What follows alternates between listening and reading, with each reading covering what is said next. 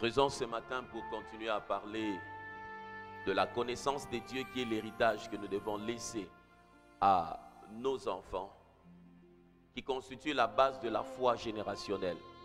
La Bible dit, vous direz à vos enfants, pour qu'ils disent aux enfants de vos enfants, les louanges de l'Éternel, sa puissance et ses prodiges.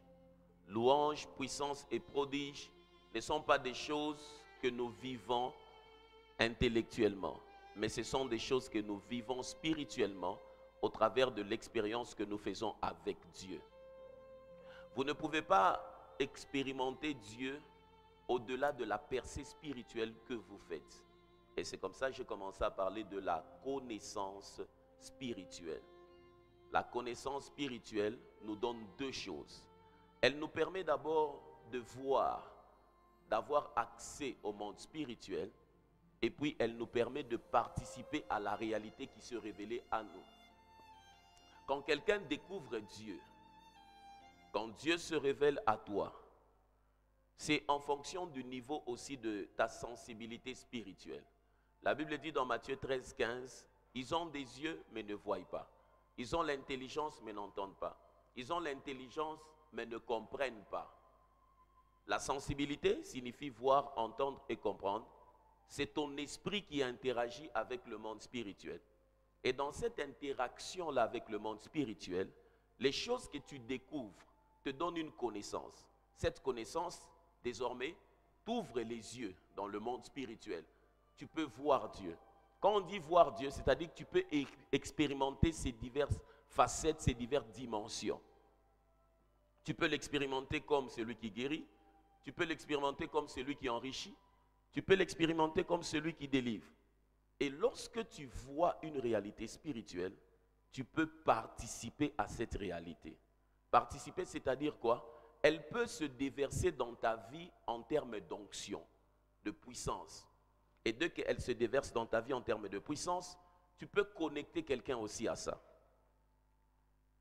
Pour beaucoup de personnes, adorer est un verbe que l'on utilise pour toutes sortes de choses. Ils ont méprisé cela. J'adore mon mari, j'adore mon chien, j'adore ma femme. C'est une mauvaise manière de présenter ce verbe. Ça a été dilué de son sens. Mais la place de l'adoration est primordiale dans notre relation avec Dieu. Pourquoi? C'est pour nous permettre de croître dans notre intimité avec Dieu. Les gens peuvent fréquenter l'église, mais tout le monde n'a pas le même niveau d'intimité.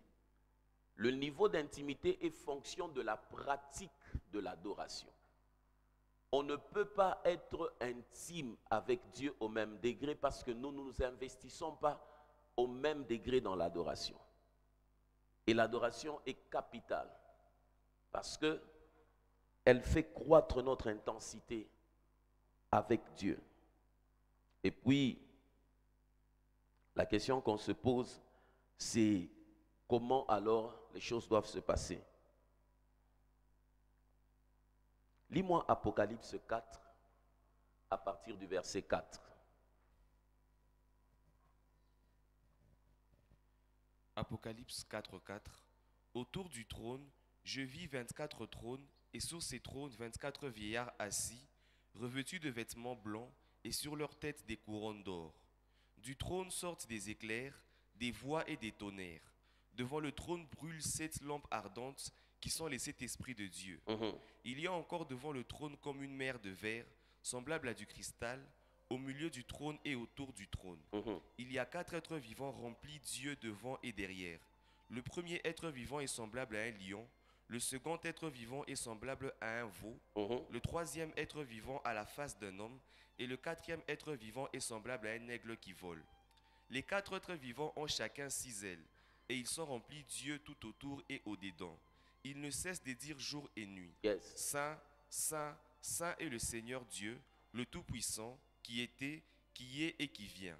Quand les êtres vivants rendent gloire et honneur et action de grâce à celui qui est assis sur le trône, à celui qui vit au siècle des siècles, les 24 vieillards se prosternent devant celui qui est assis sur le trône, et ils adorent celui qui vit au siècle des siècles. Et ils jettent leur couronne devant le trône en disant, Tu es digne, notre Seigneur et notre Dieu, de recevoir la gloire et l'honneur et la puissance, car tu as créé toutes choses et c'est par ta volonté qu'elles existent et qu'elles ont été créées. Jusque-là. J'aime comment est-ce qu'ils disent. Ils disent, tu es digne de recevoir. Tu es digne, notre Seigneur et notre Dieu, de recevoir la gloire et l'honneur et la puissance, car tu as créé toutes choses et c'est par ta volonté qu'elles existent et qu'elles ont été créées. En introduction, dans la connaissance de Dieu, j'ai dit, la première des choses qui démontre que Dieu existe, ce sont les œuvres de la création. Romains 1, le verset 20. Chaque fois que tu dois développer la conscience du Dieu que tu sers, du Dieu que tu adores, regarde la création. Le niveau de la conscience que tu as des dieux détermine son point de manifestation dans ta vie. Dieu ne peut pas se manifester au-delà de comment tu es conscient de lui. C'est comme ça, par exemple, quelqu'un se retrouve braqué par des militaires, une autre personne est en train de trembler, mais une autre personne est en train de sourire. Parce que celle qui sourit sait qu'elle a quelque chose de plus puissant que les armes. C'est la conscience de qui est Dieu, de ce qu'il est capable de faire, qui développe au-dedans de toi une assurance, quels que soient les problèmes que tu suis. La Bible dit, il adore parce qu'il est celui qui a créé toutes choses. La dimension de Elohim doit nous servir de base dans notre foi. Chaque fois que vous regardez Dieu, ne le voyez pas comme un réparateur, mais voyez-le comme un créateur. Un créateur, c'est-à-dire c'est celui qui a commencé sur base de rien. Et puis maintenant, quand tu transposes ça dans ta vie, tous les domaines où tu vois que tu n'as pas un fondement pour commencer quelque chose, tu dois commencer à louer Dieu déjà pour lui dire, tu es capable de créer dans ce domaine. Tu es capable de créer dans ce domaine. Et la Bible est en train de faire comprendre que ils se prosternent et ils jettent leur couronne. Ce qui tue beaucoup d'adorateurs, c'est le moi qui pèse au-dedans de lorsqu'ils s'approchent de Dieu.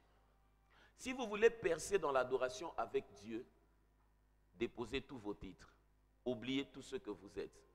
Oubliez tout ce que vous faites.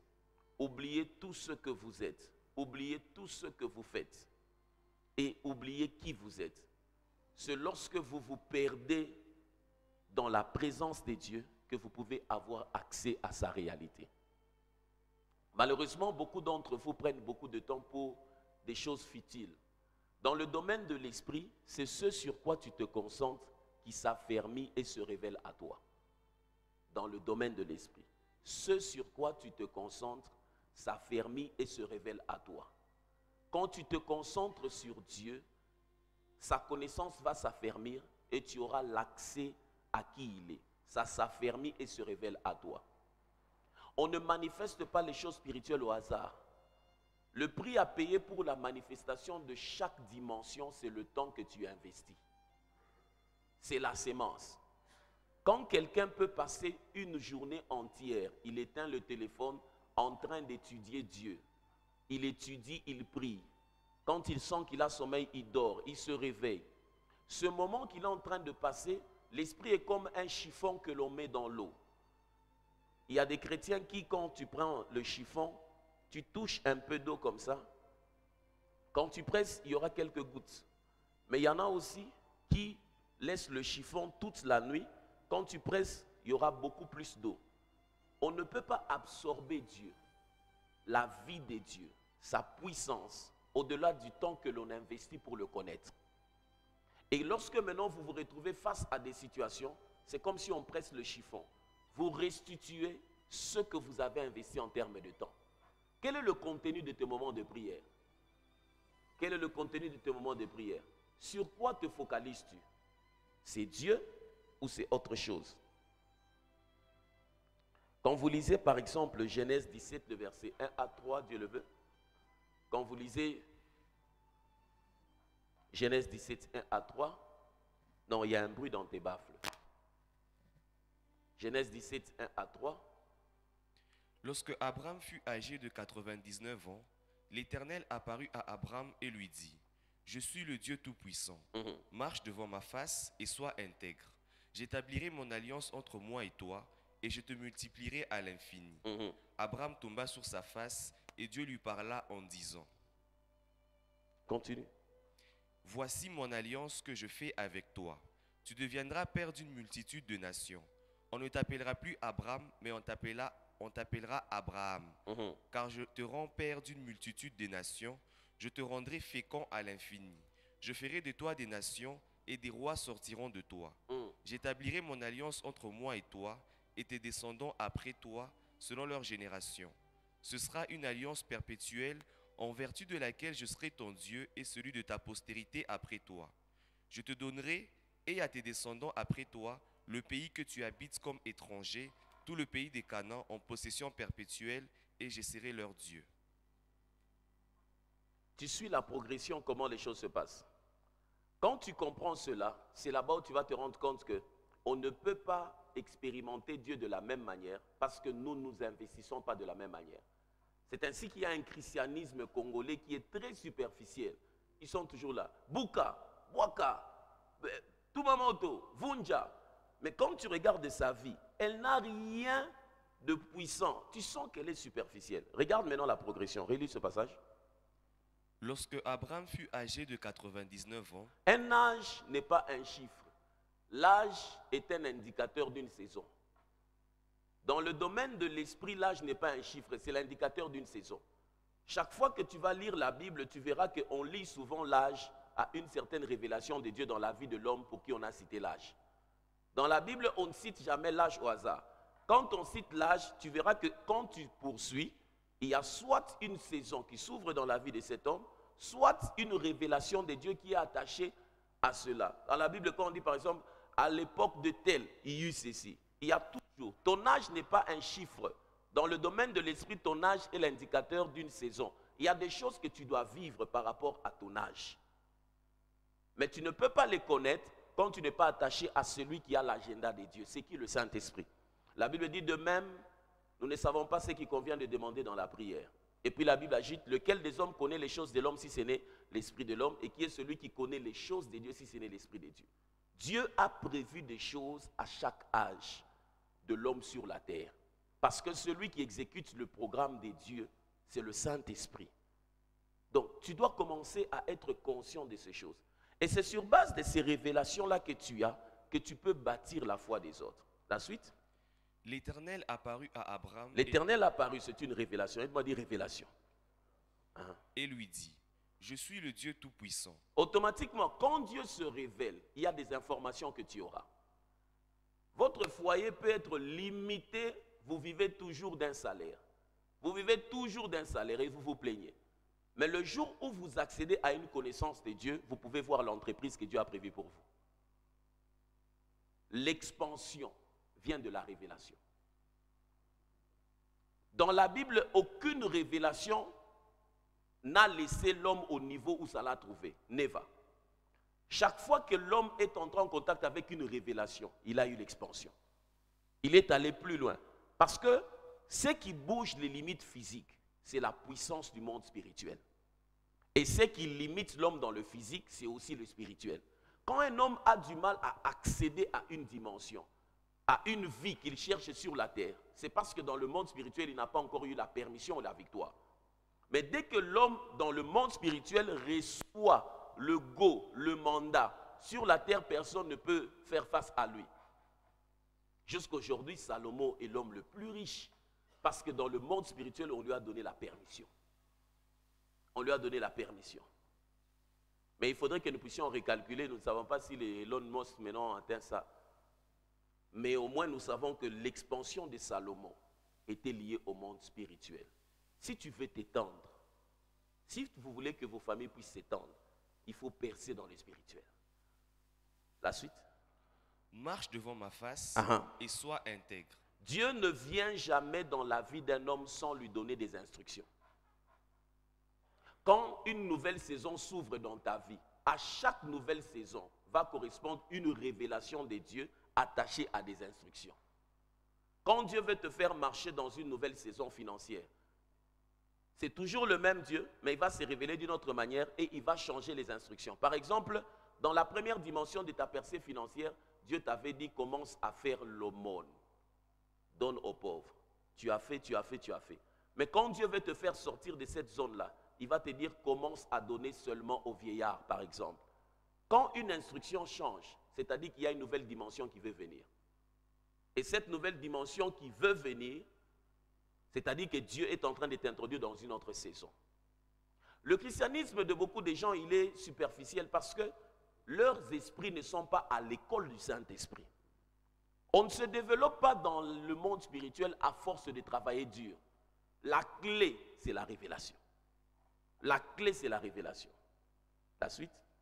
J'établirai mon alliance entre moi et toi, et je te multiplierai à l'infini.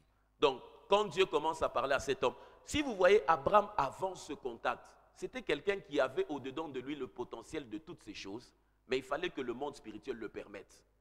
Au-dedans de toi, tu peux avoir le potentiel d'être un millionnaire, un milliardaire, un prophète, un apôtre, un homme d'affaires, une femme mariée. Tu as le potentiel d'être tout ce que tu es. Mais tant que tu n'entres pas en contact avec la source, c'est la source qui nous définit. C'est Dieu qui nous définit. Est-ce que vous avez par moment le temps de jeûner pour dire à Dieu, donne-moi accès à ce que tu attends de moi. Donne-moi accès à ce que tu attends de moi. Parmi les jeûnes qu'un homme doit faire sur la terre, ce sont les jeûnes qu'il fait pour comprendre le programme de Dieu pour sa vie. Parce que quand le programme de Dieu pour ta vie est déclenché, même le diable travaille pour son accomplissement. C'est là où la Bible dit, il dispose même favorablement nos ennemis. Mais tu ignores le programme de Dieu. Par moments, les gens ont suivi des gens qui étaient moins que eux sur le plan spirituel, parce que cette personne a su juste manifester quelque chose que toi tu ignores. Et Dieu commence à parler maintenant à Abraham. Abraham tomba sur sa face, et Dieu lui parla en disant. Quand on dit Abraham tomba sur sa face, donc depuis tous ces temps, quand il recevait l'information, il était debout. Et c'est là-bas que nous comprenons que l'adoration, c'est la réaction à la révélation qu'on a de Dieu. Dans une salle, nous ne pouvons pas prier de la même manière parce que nous n'avons pas la même connaissance spirituelle. Il y a des moments quand, sous l'onction, tu regardes quelqu'un, tu te poses la question. Donc cette atmosphère qui se passe, son esprit n'arrive pas à saisir que Dieu est là, le révérend tout-puissant est là. La Bible dit que Abraham tomba sur sa face, mais il tombe quand? Il y a des positions que tu ne prends pas parce que ton esprit n'a pas encore percé. Si chaque fois le modérateur doit dire levons les mains, c'est beaucoup plus d'éducation physique. Mais il y a des moments, nous le disons parce que par rapport à la percée spirituelle que moi j'ai, je sens qu'à ce niveau dans la salle, il y a une onction qui doit bénir les gens. Ma sensibilité me signale cela. Et tu vas voir dans la salle, les hommes et les femmes qui sont sensibles agissent de cette manière. Maintenant, pour permettre aux faibles de bénéficier de la chose, c'est là qu'on dit levons les mains pour que tu ne puisses pas rater cette saison-là. Et Abraham se prosterne. Regarde un peu dans ta vie une seconde. Quels sont les moments où tu as senti que tu dois te prosterner? Quel a été l'élément déclencheur devant ta prosternation? Ça ne t'est jamais arrivé. Tu es debout, tu es debout, tu es debout. Donc ton esprit n'a jamais dit à ton corps que tu es devant un être supérieur, fléchi. Si ça ne t'est jamais arrivé, c'est-à-dire que tu ne perces pas. Il y a des choses quand ça t'arrive, tu comprends que ton esprit est arrivé quelque part. Il a senti que Dieu est là. Il s'est prosterné dans la chair. Voici mon alliance que je fais avec toi.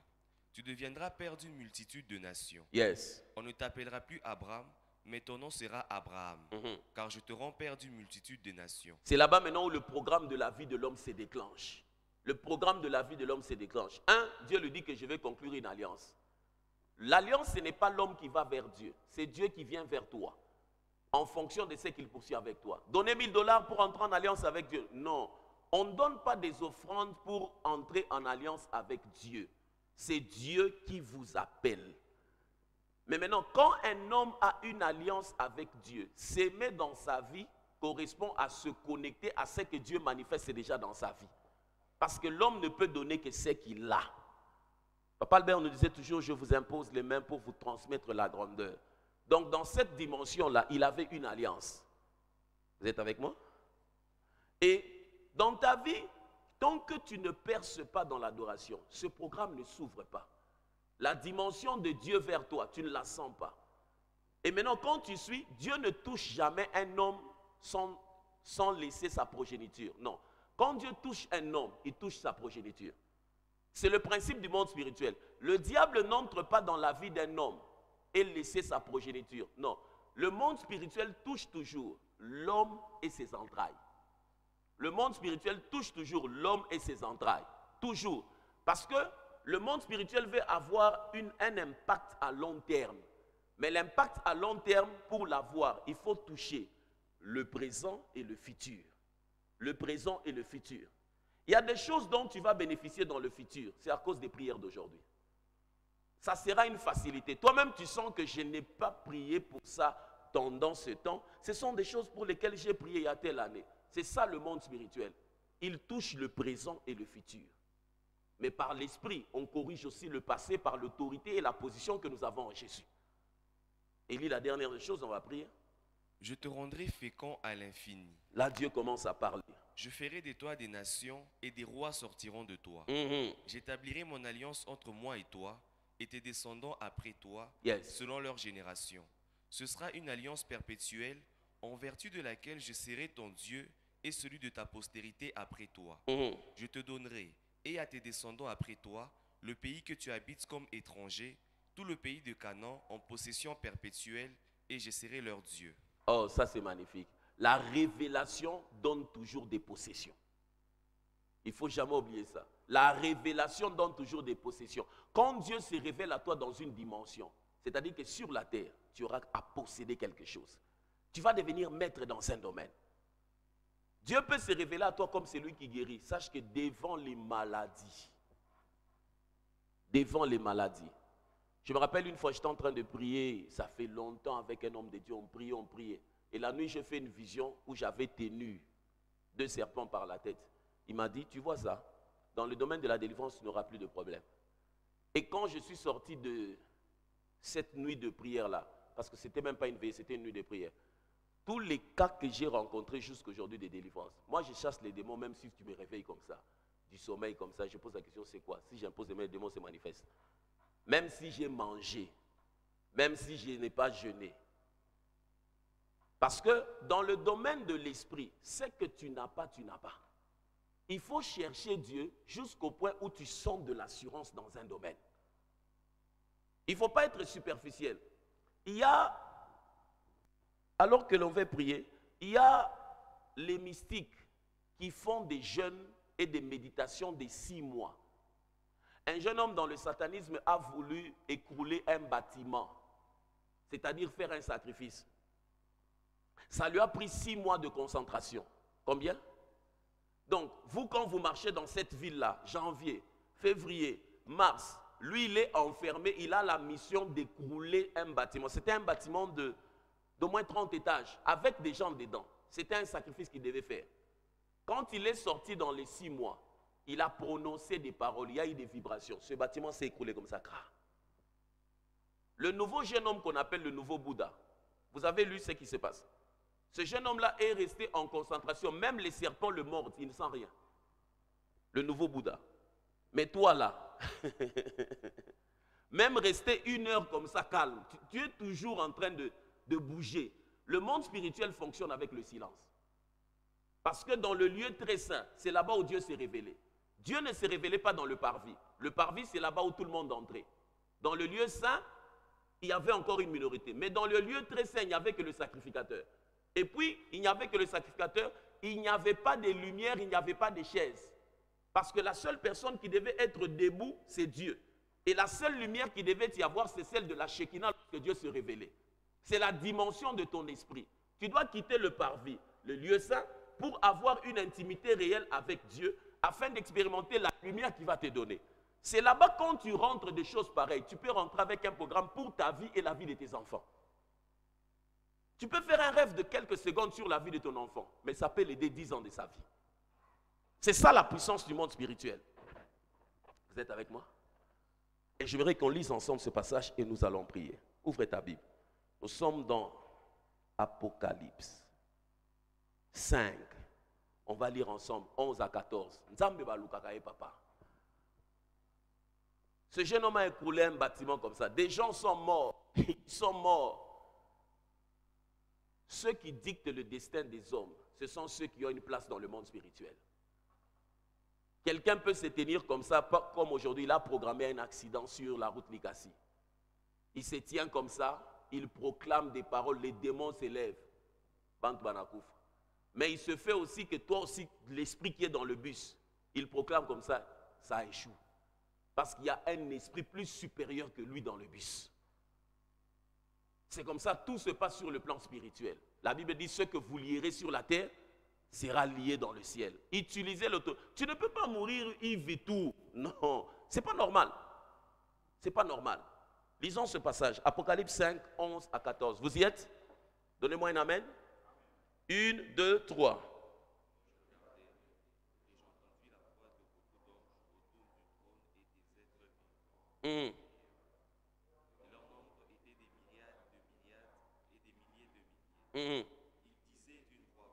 Yes.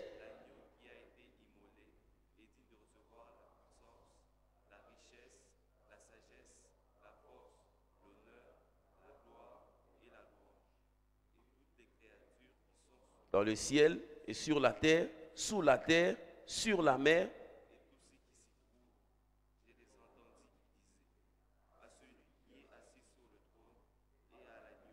Soit louange.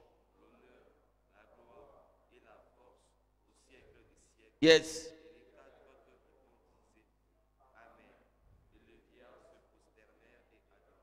Il y a beaucoup de choses que je peux te dire sur ce passage, mais je veux que tu comprennes ceci.